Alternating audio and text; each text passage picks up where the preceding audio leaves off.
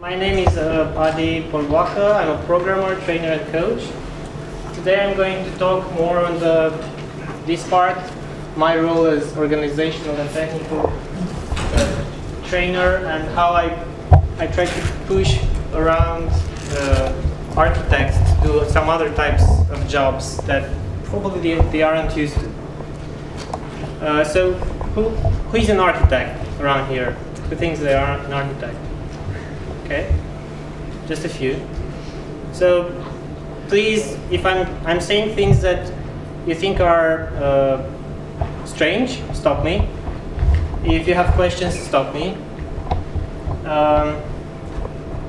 And I would prefer to have a dialogue on these ideas. Now, this is a definition. I will give you more definitions on software architecture. This is one definition of software architecture I saw and find. And it is quite complicated, right? It is very abstract. So you need to reason about a system, a software system, and you need to understand how to relation them. But it talks only about the architecture, right? Only about the software system. But why do we have this software system? I feel that this definition is lacking that part. We use it because we want to make people's life easier, or we want to have something like a software system to earn money, or I don't know. So we have a definition of architecture, but for me architecture is more. It's also a human thing. Another definition on architecture is more about communication to stakeholders. So this is a bit more interesting. It doesn't only document the interactions between modules and how they behave. Here we state that architecture communication facilitates communication between stakeholders. So do you as architects want to do that? Yeah? Yes? Yes, not in much detail. Not in too much detail. Okay. And why? Because you want to make the decision when you have the most information. Ah, okay. So you want to defer decisions? Yeah. Okay.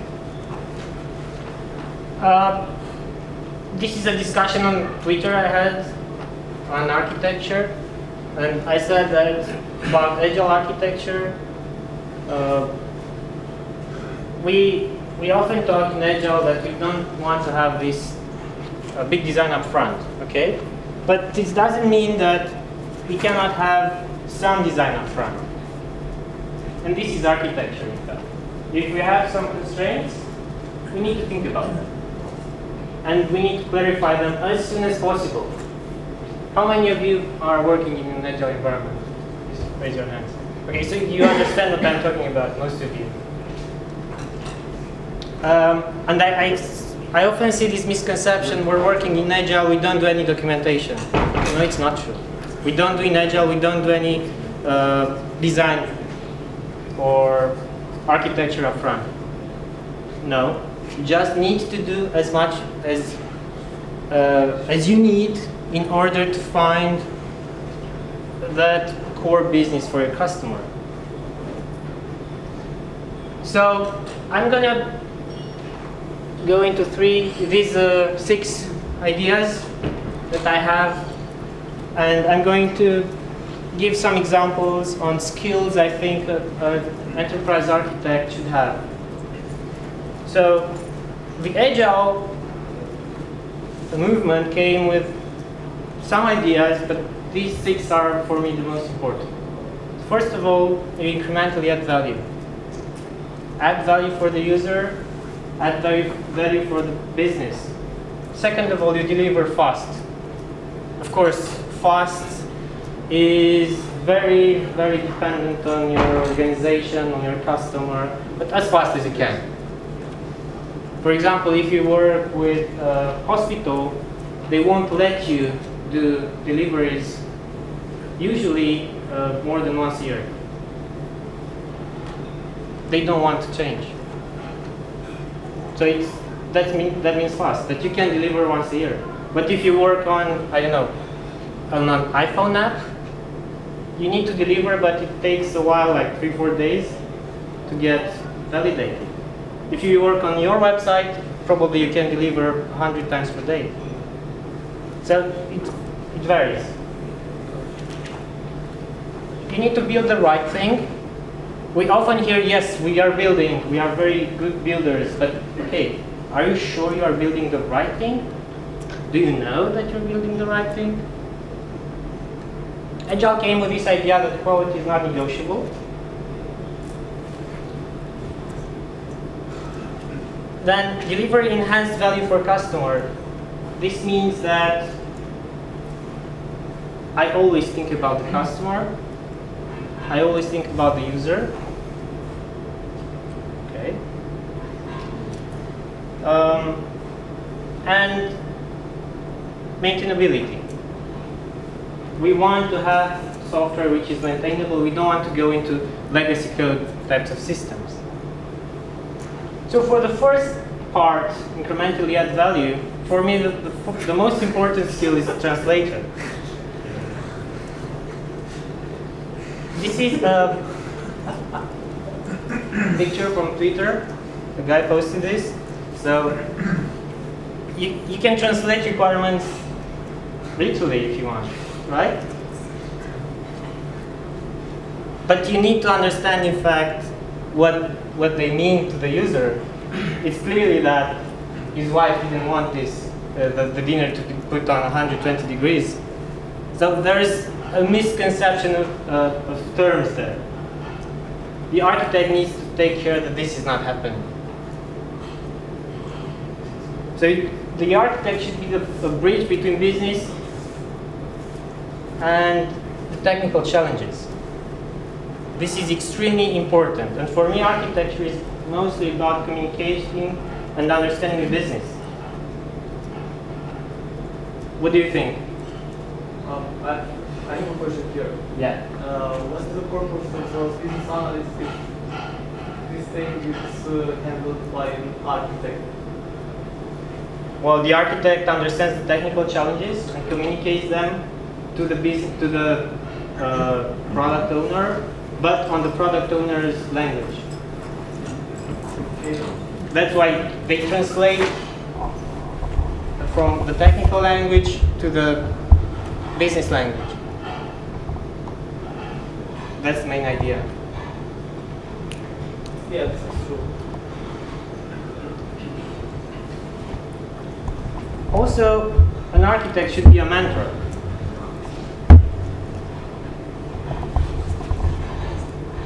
So, I found this on the web. What happens if you don't invest in people, in training them? Probably you'll stay on the same level. Probably nothing good will happen, and you'll remain frustrated, and if you don't run fast enough, probably you'll be left behind. By the market, of course. So for me, an architect should be a mentor for the team. Should constantly help technical teams improve through a lot of tools, but I mentioned here 2 of them that I find extremely useful. One-to-one meetings. You practice that? Do you know what that is?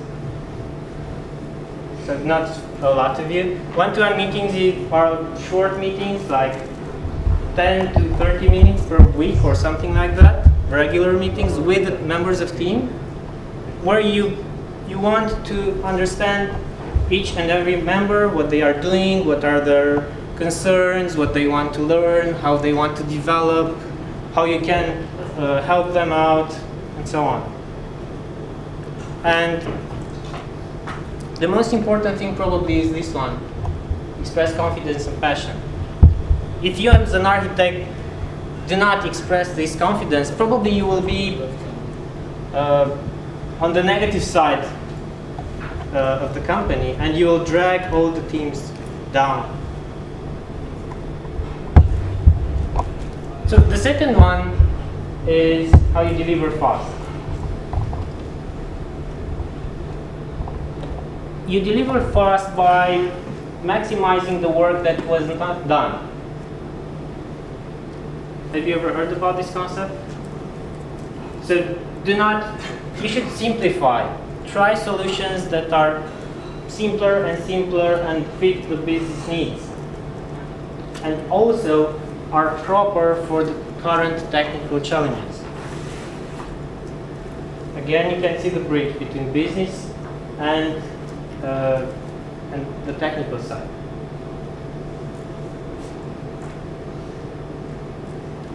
An architect should identify risks.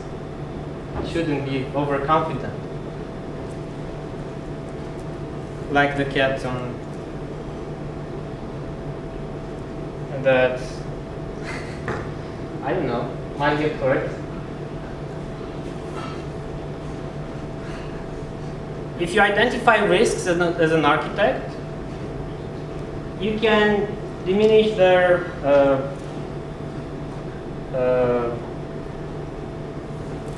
diminish how they will being put into place by the teams. So this is why one of the main jobs of an architect is to minimize risks. For me, this is again probably the second most important thing after communicator is being a risk analyst. And you should look at risks from the business point of view and also from the technical point of view. Earlier today I was talking about solid principles, but I was talking about how you could apply them on by looking at the roles of the system. So the users that use the system. We can do this the same. How fast can a system change? What would be the risks if the system changes? How flexible is my system to change? But on a top level, an architect has a different point of view than on a bottom level, where a designer, a software designer, or a programmer would think differently. So the architect should have the big picture of having a solid system. And risks probably come from a lot of areas. Not only the requirements that do not really affect the technical side, but also the requirements that affect the business side. So the third topic, build the right thing. This is how people look today at web projects. You have some sources with Git, and you build them one by one, and then installing them means that you have a house. Probably this means you have the good product, if you wanted a house. So this means you are successful. So how can you make sure that you are successful? Well, you need to understand requirements at the top level, and this is why I was saying about business, understanding about the system.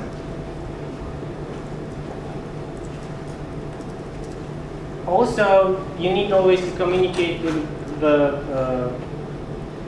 business side. What are the technical risks? Why are we doing this, or why aren't we doing this? This is extremely important.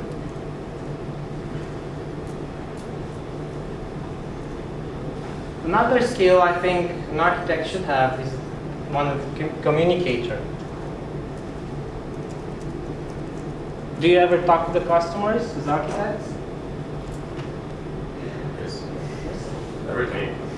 Okay, that's good. I know architects that don't. I know architects that don't even know who their customers are. Yes, it's the business analyst job. Yeah, they think it's the business analyst job, but it's not enough. We think. I think you should have also a very powerful connection with the users. And of course, you need to have a very good connection with the stakeholders, managers, and you need to happily attend daily meetings. This means that an architect should be able to pop in any meeting and just understand what's going on, pick his information, because an architect would want to understand what all the teams are doing, what all the organization is doing, how the product is behaving, in that small details discussed during the meetings of the teams. So how we build quality software then? Do you know about this one?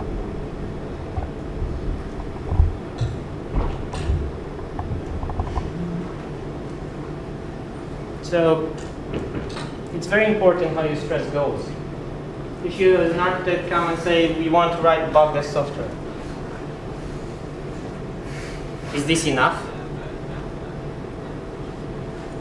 I mean, you need also to understand how people can do that. Are they able to write quality software? Is it enough just to put a metric and stay in your ivory tower and say that I hope you'll have the right behavior, and then, I don't know, blame them after 3 months that they weren't capable? It's not enough. You need to provide the means that the teams are able to do that. You need to discuss with them, you need to teach them, you need to mentor them, you need to give them trainings or coaching or anything needed so they would be able to deliver quality software. So I have another question. Yes. If the architect does all these things, technical lead, team lead, what's he going to do then? Well, the architect will do these things for all the teams. It's not like the architect needs to do trainings. It's just the role of the architect to understand that they are needed for the team, and how the team leader to do that if they need to. Maybe the team leader is so focused on their activity, so doesn't understand the need. Or maybe, I don't know, you could say, look, I've been to this meeting at this team, and then the other meeting at this team, and you say, okay, you guys, you should just talk because he solved your problem already. And that's enough, just because you looked at the top level. So the architect wants to have this stability on the whole level, and often delegates to team leaders or to the teams this necessity, these activities. But the architect needs to spot these needs. And you know, in system thinking, you say that it's suboptimal, or even it's a bad thing to optimize locally. You need to optimize globally.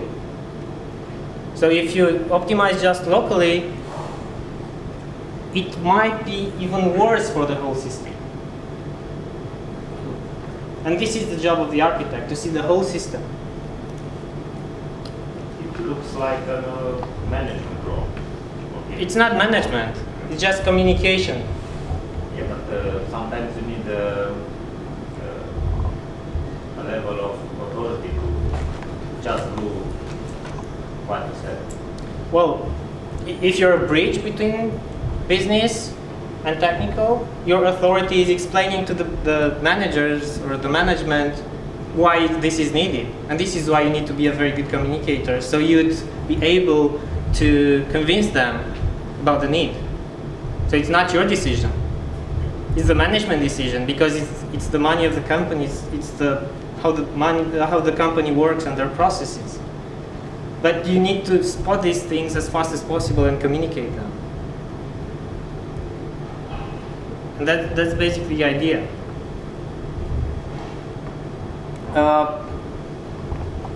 The same thing. An architect should be able to create standards on the level, on the upper level for all the teams.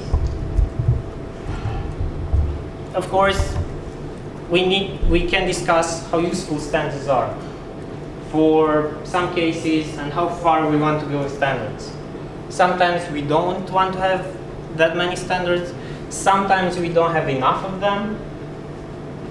So you need to understand the good balance, and that's not easy. The way I'm doing that is by trying out things, measuring, and then probably if I see that I introduce too many standards, I will just leave them out and let the teams work like they've done before. It's like heuristics. You don't really know what's the good balance until you've tried it. But of course, trying to do this needs to be very careful without annoying people with too many changes. You need to understand their needs. And often there are these needs of a consensus on practices. It's not enough just to have a team doing that, a team using another tool, another team using another tool. If they need to work together, what will they do? Probably they'll fight. Like, Or probably they will form another integration. yeah, we'll form another integration team, which is waste, in my opinion. Yes? But on the other hand, how far can you go with these standards if you are outside of the team without affecting the moral of the team, or they thinking that they are not empowered anymore, and someone from outside comes and says, okay, let's agree on this standard and let's do this standard and so on, and they ask how empowered are we now when you are not even writing code with us, and you Well, come you are. and That's the idea, that you are writing code. but then if you are involved in many teams, how can you truly keep up with them writing code? Depends how many teams you have, of course. It needs to be manageable. You need to have enough time to do that as well. Of course, if you say, I am an architect for 100 teams, I don't believe you'll be able to be effective at all. But just a moment to answer your question. But when you will go there to consult with the teams, I said here, drive teams for consensus on practices. You as an architect are like a facilitator. You're not imposing things. You're just discussing things. You're saying, look, these guys are doing that. These guys are doing that. What do you think? Would it be a good idea to merge this into a standard? And you drive the discussion, and you come with arguments, with ideas, and with this discussion, they will create the standards. But you will help them drive to the standards. Please. How do you avoid becoming this architect and astronaut architect? Like astronaut being far away from the From the reality. yeah, by writing code, basically. So he's writing code. Yeah, I'm gonna talk about it a bit later. Doing code reviews and writing code. Okay. So basically, you need to take the time to write code, to go and understand how the code behaves, to identify the risks in the code, not only on the non-functional requirements. And this is why I said you need to have a manageable amount of teams. Oh, and after that, after you've created these standards, the role is to enforce them. Of course, you document them, put them somewhere. But once the team says, or the teams say, we want to have these standards, they agree on a standard, then you need to enforce them. Then you need to tell them, you agreed on these standards, you are not applying them now. So please apply them because you said you want these standards. It's not me. So this is something that we call in Agile mirror management. It's teams who decide on practices and you just mirror their decisions and tell them back if they aren't respecting their own decisions.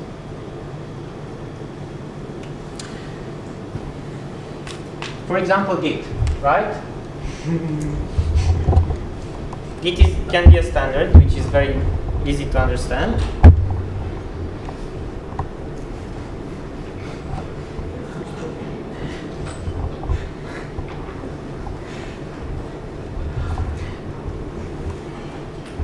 Those of you that have a degree in math probably would understand this extremely fast. Is it true? No. No, it's not, but it's funny. It's almost there, but it's not really true.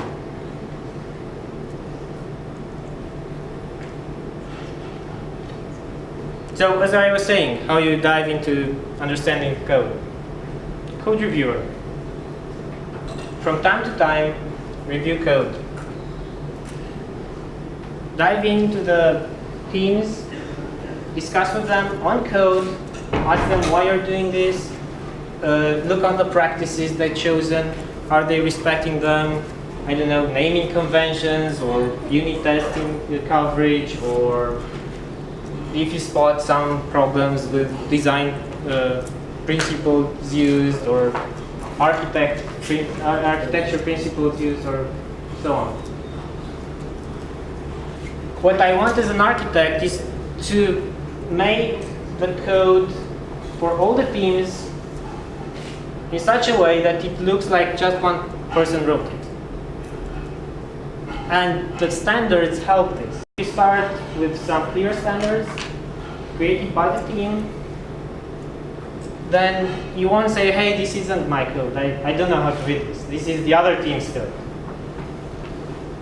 Of course, if you have stuff like that, you as a company will be slower. So the agility of the company will be problematic, to say the least.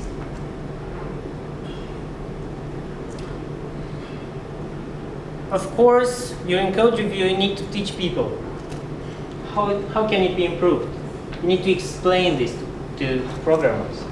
It's not like, it shouldn't be like a dry code review. Okay, you have these problems and goodbye. You need to teach people. Stay there half an hour, 1 hour, I don't know. Explain design principles, explain concepts, explain how the architecture, the top level architecture should look for the code and why you need that. Explain how maybe some way of writing code affects non-functional requirements. You need to bridge this gap between top-level architecture and low-level coding details. And in this way, it will be extremely simple for people to really understand what architecture is. It's not like that abstract thing that we have in a document. We don't care about it. And now we go to the customer, and probably I'll shock you. I think an architect should be an assistant product owner. Should know as much as possible about the features being added, why they're being added, what are the types of users for the system, what are the risks, how we can monetize these features, and so on. It's like a PO proxy or something like that. The architect should always be able to answer to the teams why we are doing this feature, like the product owner. How? Well, by working with the product owner, but just working with the product owner on the finite features. Just understanding, hey, we need to do this, why, what are the values, how can we monetize this, and what are the users, and so on. And with this thing in mind, you can always try to make teams more effective. I said here, challenge business value presented. You should challenge it from the technical side. If product owner comes and says, we're going to do this feature, it's awesome, and we'll do it in 2 days, right? And we'll say, probably 3 months. So, whoa, now stop, we have an issue here. So always try to challenge each feature with technical details. Think about non-function requirements by function requirements, make a bridge between them, and explain this to the stakeholders, to the product owners, why it's feasible or not to do that.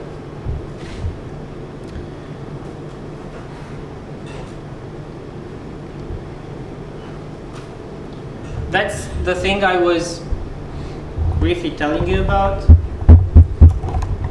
Because you as an enterprise architect have this role on the top, you could understand how the teams are, what is the team's effort. And you should be able to balance this effort. To understand that this team is doing too much, this team isn't doing enough. So maybe let's give a bit more work to this team. And understand at the whole level that the speed of work should be sustainable for the whole company if you want to go fast.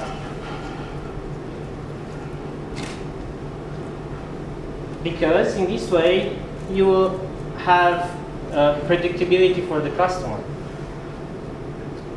If not, probably you'll have some people being extremely tired, starting to create bugs, and then legacy code comes into place and all that mess. And we reach the last one, maintainability. One of the only valid things about code is that it will be changed. There are some metrics that show us that the code is read a lot more often than written. So when you write it, you need to make sure that you will write it in such a way that is very easy to maintain. Because surely someone will read it, and it's very probable that someone will change it. And you don't want to look in the future for at some code and say, who is this stupid guy that wrote this code? And then look in the log and say, oh shit, it was me. I was so stupid 6 months ago. So you as an architect should be able to understand where code written is maintainable and is not. Of course, you can also have this idea of technical debt, but we're not going to go into that so much. I just want to tell you this phrase about the budget, the technical budget. If you don't take care about how many loans you take in terms of technical debt, you'll probably end up with loan sharks at your door, and it is very possible that your company will die because of that. It will become so inefficient, so it will die. It had happened because of bad code.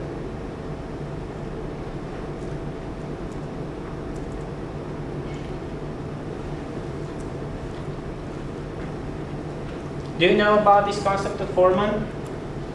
Robert C. Martin wrote about it a couple of months ago. Have you heard about it? Yeah? So the foreman is a person in construction sites who takes care that things are done well. The foreman goes around and sees, hey, is this painted right? Is this door put well? It has a measuring tape to say, okay, these were the plans. It's like that in the reality. The plug is put at 30 centimeters from the floor, and so on. He inspects things. He makes sure that the construction was made according to the plan. Well, as an architect, you don't really want to follow a plan, but you want to make sure that the things are done right. For that, of course, you need standards to understand what right is. In construction, these standards are very well understood by the industry. In software, they're not. It depends a lot from product to product. So you need to create the standards first and then use them in order to make sure that the workers are doing things right. So these were the 6 purposes of Agile in my view. Incrementally add value, deliver fast, build the right thing, create quality software, deliver enhanced value for customer, and have a maintainable system. But there is another role. Making sure that you won't have meetings like that, with people sleeping because they are so bored that nothing gets discussed. Nothing that gets discussed is very interesting. So an architect should have this general skill as facilitator. And this was, in fact, what you were saying. You should be able to convince people to achieve consensus without taking a particular position.